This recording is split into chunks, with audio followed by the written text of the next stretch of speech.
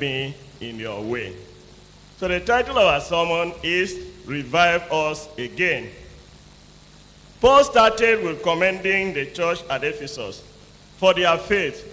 When you look at the book of Ephesians chapter 1 verse 15 to 16, he said he bore them records of their faith. But the same church that was commended by Paul is the church that Apostle John is sending the message that they are departed from their first love.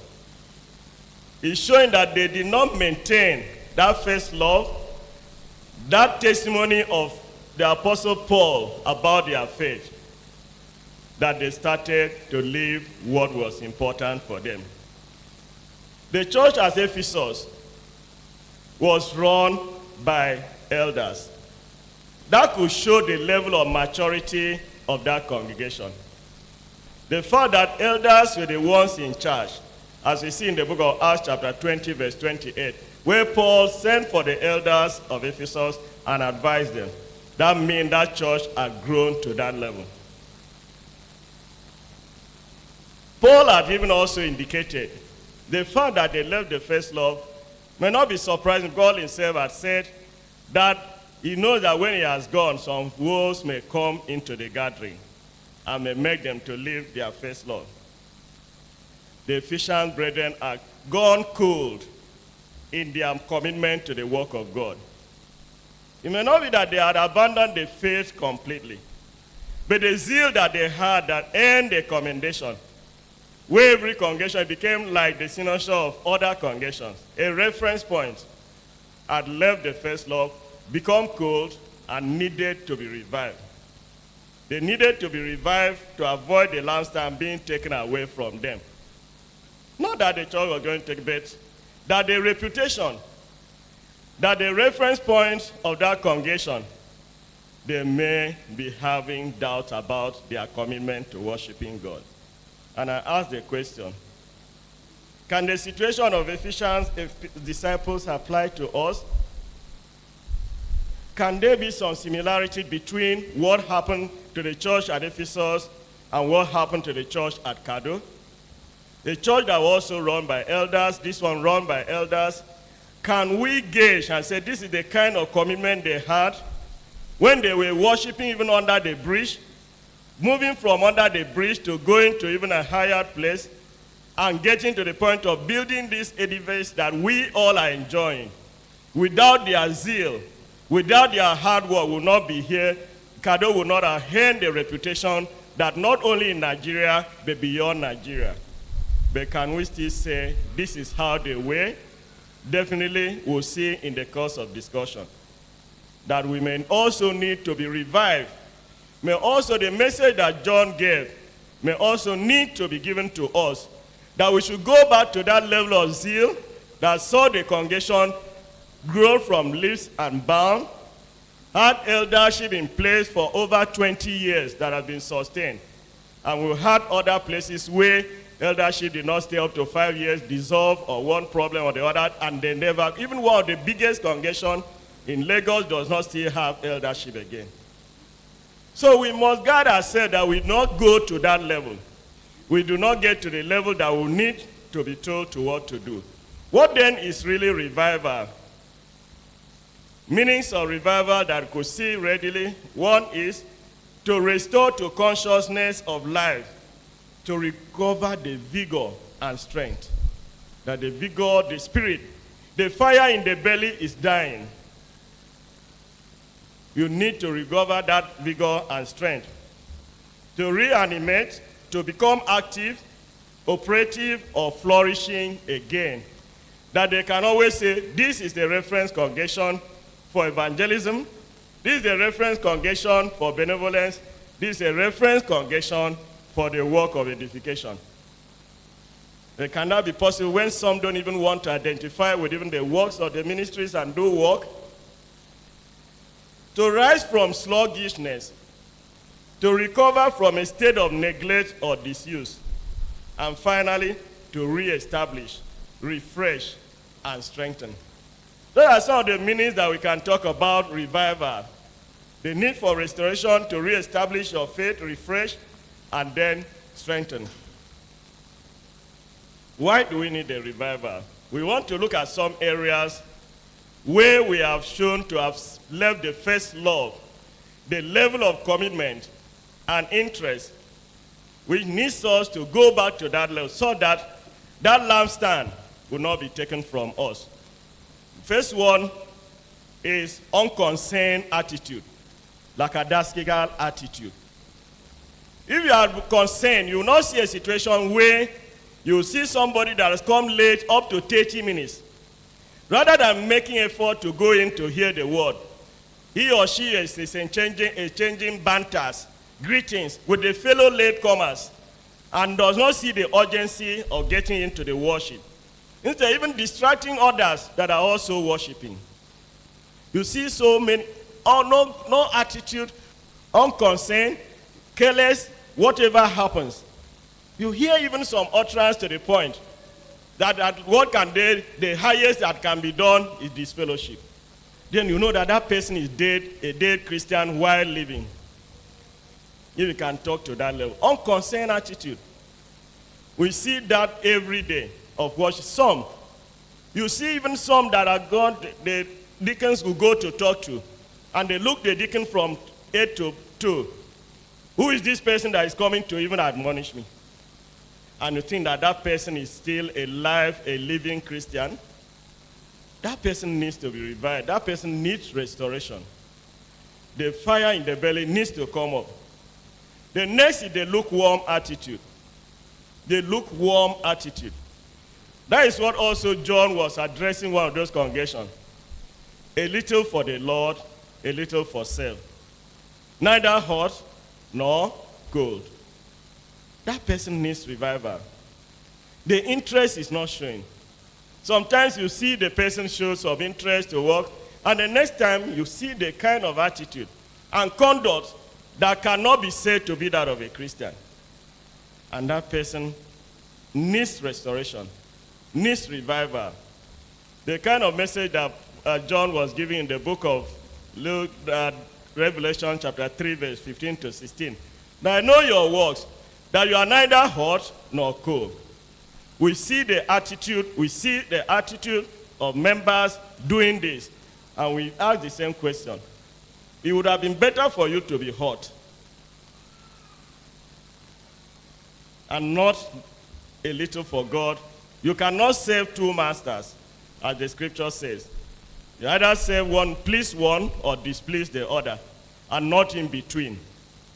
Non-devotion to time in prayer, self-Bible study, and self-examination. As we see in the book of Acts chapter 2:42, they say they devoted to themselves to the apostles' doctrine, to fellowship, and in prayers. That is what a living church should be. That is what we expect for members to do, to show that the first love that they had, that made them to even choose Christ, that love is still within them. Non-identification with the work of the ministries. We have said this over and over again. Where are you doing your work? When they call for the meeting of the ministries, not only are you abstaining yourself from identifying, you will be disturbing others that have said, we want to do the work of the ministries. They want to discuss matters pertaining to the ministries. You are there making noise and disturbing them, and not identifying with the ministries. When the book of Ephesians chapter 4, verse 11 to 16, talking about that he gave some to be apostles, some to be preachers, he said for the edification of the saints, so that every joint together will do things to the glory of God. It does not concern you. You'll be asked, oh, they are doing their ministry meeting. Their ministry meeting. It does not concern you. Where are you doing? What are you doing to show that you are part of that whole that should make the congregation to remain what it should be? Some resort to making excuses, murmurings, and complaining. Rather than come even with constructive suggestion on what could be done. It's murmuring, they are not doing this, they should do this. Where is your suggestion? Why can't you come up with constructive suggestion and say this is the way you feel things to be done? Rather than just sitting down and doing murmuring. Remember that a lot of people were destroyed because they were murmuring. Leave complaints Come and say, this is what you think can be done to improve. And not sit back and say, that is their business. Abstention from the assemblies of the church. Hebrews chapter 10, verse 25, not forsaking the assemblies of the saints. The next slide will show, because sometimes they say figures don't lie. Figures show what situation is. In that slide, I will see a kind of situation that we face. Try to compare this in my sermon, opening sermon for 2024. I showed the situation as it was. So in this 2025, I'm trying to compare what was in 2023 and what we saw in 2024. In Wednesday class, about 55 adults. 2024, how many? 45. Did it show improvement? No. A decrease by 18%. Evangelism, a congregation of over 350 adults will have 20 members turning up for evangelism. We thought that by 2024 it will improve. But what did we see? The same people that come out in 2024 for 2023 were the ones that also came for the same assignment. Is that a living church? Does that show that that church does not need to be revived? Do they not need restoration? But the restoration begins from me, begins from you. When in the class we have seen the evangelism is so bad, prayer and fasting that used to be so much attractive, many will be interested. We still had a decrease in 15%. The annual lectures used to be the flagship gathering of the saints. Everybody looks forward to it. Everyone would like to look forward, when is the annual lectures taking place? This is the situation that we found in 2024 annual lectures. We used to have an average of 300, but this year we had about 221 from the records, showing about 26% decrease. Is that congregation not going down in faith? Figures don't lie. Even when we had the 221, 30 minutes or 40 minutes into the annual lecture, those that were in the hall from this congregation were not up to 40. You had more of other congregations that were coming in. What do I now say? The one that said they are the leaders of the church tomorrow, the youth class, that had become dead, inactive. Nothing is being done. And yet they are the pillars, the future of this congregation. I are praying that God should revive them, because they are the ones that should run and take the congregation to greater heights. What causes this situation that brethren need this revival? One of the first things is being conceited, complacent, self-satisfied. Something that there is nothing new to learn. Already know. Before the person is coming to speak or to preach, there is a tendency that I know all. What is he going to tell me again that I've not known before? That is an attitude that will not allow you to grow. Because in one teaching or where it is of sermon, you may be able to get something that you go home with. The same person that feels so conceited and nothing new to learn, challenge the person on some basic defense of the gospel, it will be found wanting. Defend why the Church of Christ does not go into the instrumental music. Ask the person, tell me what Bible portion that tells that I should not do. He will not be able to say. Yet he's conceited and complacent. I know so much. In my primary school, they used to say this word. He who knows not and knows not that he knows not is a fool. Don't follow him. But he who knows not and knows that he knows not is willing to learn. But the other one thing that I'm complacent, I know all. I don't need any knowledge. That person needs revival. We also talk of discouragement. Yes, some may be discouraged by the attitude of some fellow brethren. And that may say the person pulls back. He becomes weary. But what does the gospel say? What shall separate us from the love of God? Is it discouragement from fellow brethren? Is this discouragement from what people that I look up to? And the answer is no, because salvation is individual. I should work my salvation with fear and trembling. I should not look at what others are doing to inform me of my attitude and my service to God. And then the issue of self-centeredness. We are not saying people should not work hard and spend time on their self to do things, but it should not be to the detriment of the work of God. Conquer self. Let that self be conquered so that you may have more time to do things for the Lord. And this is what we see in the book of Luke 12 to chapter 12, verse 15, where someone was more interested in what is for self, living the bigger things of salvation. We'll just look at some of those attitudes that we need to change, which are still persisting in the congregation as we go towards the end of the sermon. One is lateness to worship and other assemblies. This has continued to persist. We stand there, we see some 30 minutes into the worship. There are some that are perpetually coming by, maybe if the worship starts by 9, they are there by 9:30. That is when they come. And do not even feel bad that they are coming late. They will saunter into the hall unconcernedly and just move to stay there, distracting others that are coming to do worship. If you had an interview for 9 a.m., you have been looking for a job, and you had an interview for 9 a.m., you will be there by 8, 7, start waiting. They will say, "Oh, guy, we never start." You say, "No, I don't come because I don't want to be late." That shows how you regard the work of God. It's easy that you have more regard for the work, the personal work, for fear of men than that of God. Otherwise, when you talk about 9, you should be here by 8:30, 8:45, because you are coming to worship and be in the midst of the King of Kings. You are worshiping a king, but you have the King of Kings. I think it still boils down to belief. You still don't believe that you're in the midst.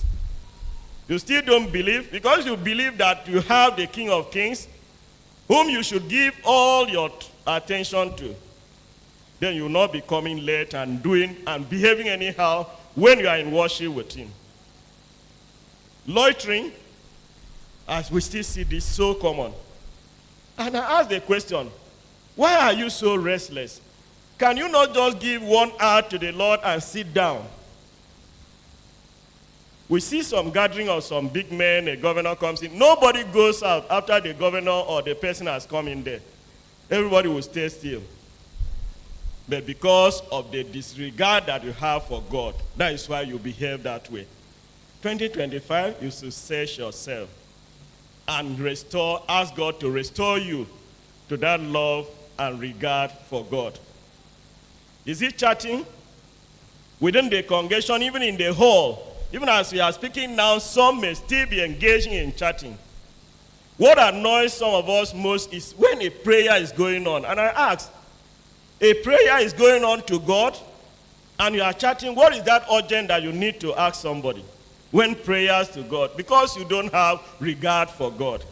You will not be going to your king and be seeking for requests to answer prayers.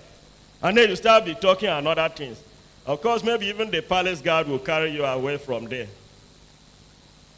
But you have the God, the King of Kings, no regard. You go out there, have your meeting, have discussion. Why don't you go to the person's house to go and be discussing for 1 hour, 2 hours, and 3 hours? So sometimes I think that maybe your worship is just coming for social purposes so that I can see this person and have a chat with. If you came for worship, you will dedicate all the time to go for the worship. Is it indecent dressing? I've seen many times. I thought that by now the deacons will not have to be called upon to go and check this person is not dressing well or not. You need to improve. You don't need to be told. If you have that discipline in yourself, nobody will tell you to go and behave in one way or the other.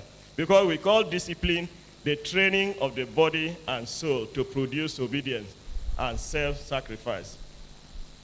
Failure to turn up to clean the premises. That is the most annoying thing. You stay back, you don't know how the church premises will be. And on Sunday, you now come in and see the premises clean. And you're just happy. You don't even think by yourself, I stayed back. If another person decided to stay back, what will happen to the church premises? In the local situation, some of us that grew up from the village, and the rest. We found out that when it comes to cleaning the premises, everybody wants to come out. Everybody wants to be identified and interested. But that is the situation that we found ourselves. Some have not turned up. So we now found that maybe 2 or 3 people will come from those zones to come and clean, making the work to be so much for them. The one that was so surprising was even when they said the youths and others to come in to clean the premises for the annual lectures.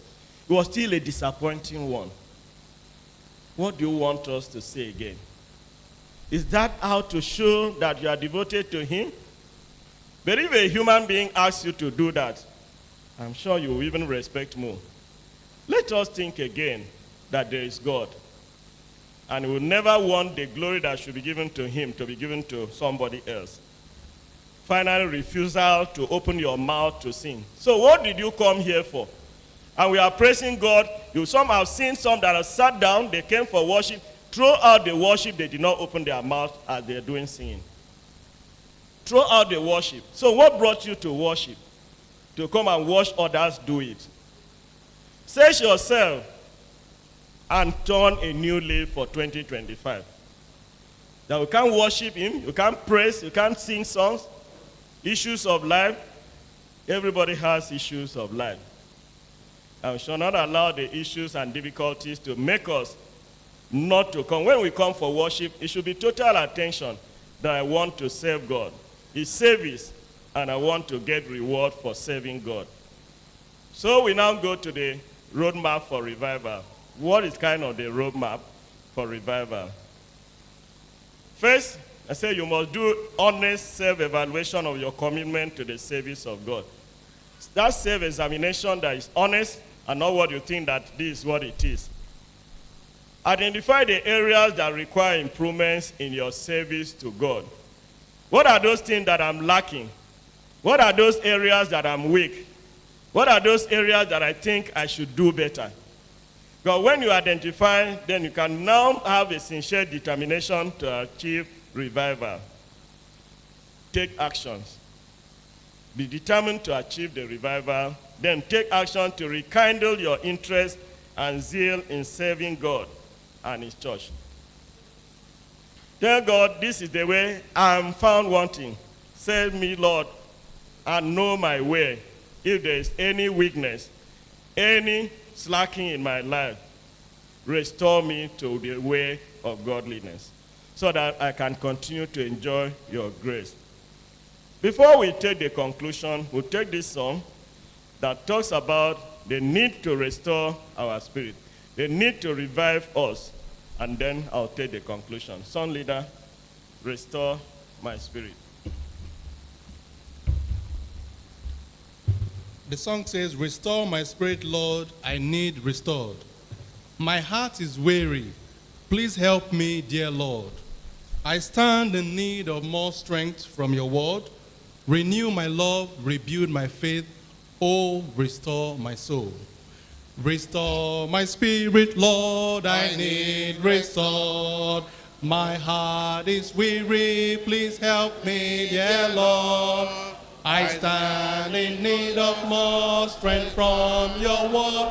Renew my love, renew my faith, oh, restore my soul. Revive the fire, Lord, deep in my soul. Stir my desire to walk in my fold. Light in my heart, dear God, your zeal grown cold. Renew my love, rebuild my faith, oh, restore my soul. Renew my courage, Lord, it needs restored. My cup is empty, refill it, dear Lord. Replace all doubts and fear with faith so bold. Renew my love, rebuild my faith, oh, restore my soul.